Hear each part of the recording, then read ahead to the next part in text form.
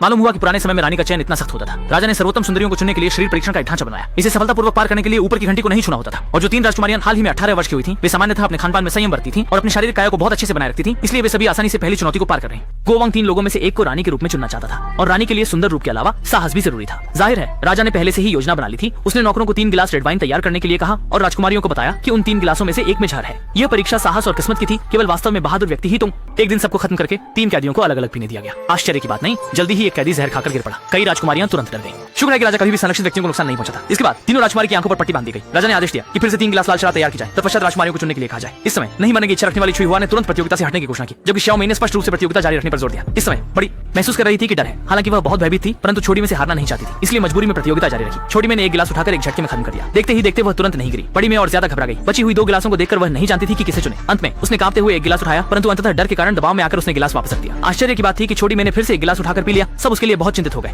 फिर उसने बची हुई एक और कभी एक ही बार में खत्म कर दी। असल में उसे पहले से ही पता था कि शराब में जहर नहीं था, जबकि पहले वाला कैदी भी झूठा मरा था, क्योंकि उसने पहले से सुन रखा था कि राजा एक विद्वान शासक है। इस तरह छोटी में सफलतापूर्वक रानी बन गई।